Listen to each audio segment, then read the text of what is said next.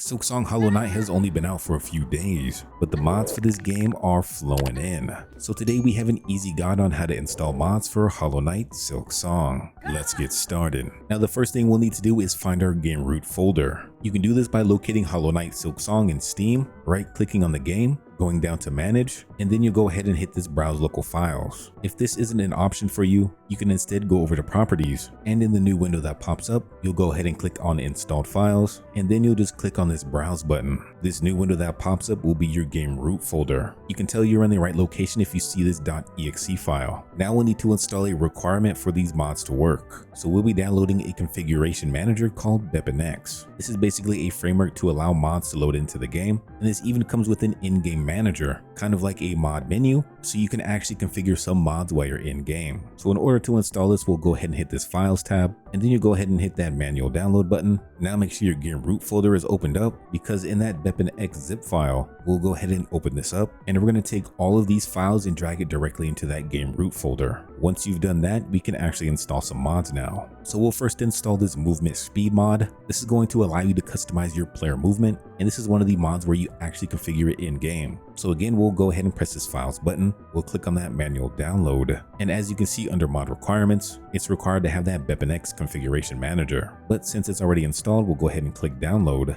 We'll go ahead and open up our movement speed mod, and inside you should see a .dll file. This file needs to go into the BepInEx folder and then inside of the plugins folder. So you just drag that DLL file inside of there. Once you've done that, just go ahead and launch the game. And then when your game actually boots up, in order to access your configuration manager, just press F1 on the keyboard. You should see a mod setting windows pop up. And if a mod has certain settings that you can change, you will see it in this menu as well. So all you need to do is click on the mod you want to modify, and in the drop down, you'll have a few options you can modify. So if you want to change the base speed of our character, we'll go ahead and type in 3. You're able to set up a hotkey so that you can turn on and off the speed multiplier. And once you've modified everything that you want, you can close out the menu with this button, and then you just test out your mod. So you can see that our character is moving stupid fast now. And then of course, if you hit your hotkey button, he will go back to that regular speed, which is actually pretty cool. Now I'll show you how to install ReShade real quick so that you can really customize how your game actually looks. So we'll be going over to the ReShade website. We'll go ahead and click this purple download button. We'll click on the first download ReShade 6.5.1, and then from here we'll launch the ReShade exe file, and in the menu that pops up, we'll need to find the Hollowknight Silksong game.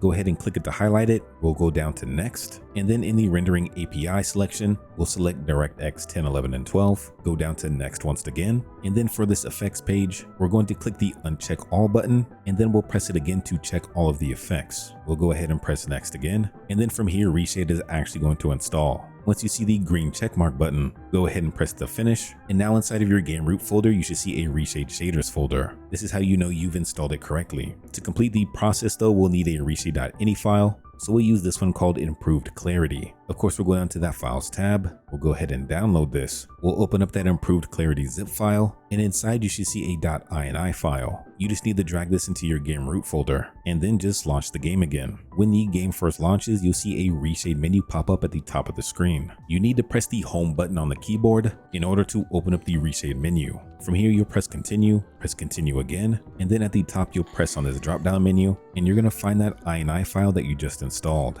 Make sure it's highlighted and then press select. We'll also want to go into the settings tab, because this is where you can change the ReShade menu key if you want to, but then you can also have an effect toggle key. So you can bind this to whatever button you want. We'll go back to the home menu, and then at the bottom of the ReShade menu, we'll press continue and then finish. Once you've done that, you can press the home key again, so you can get rid of the ReShade menu. And then if you press your toggle key, you'll be able to see what the vanilla game looks like compared to the ReShade you just installed. I know some people aren't a fan of ReShades, but I absolutely love adding a little bit more vibrancy into my games. If you don't want to miss out on more guides like this, make sure you hit that like and subscribe. Until next time, we'll see ya.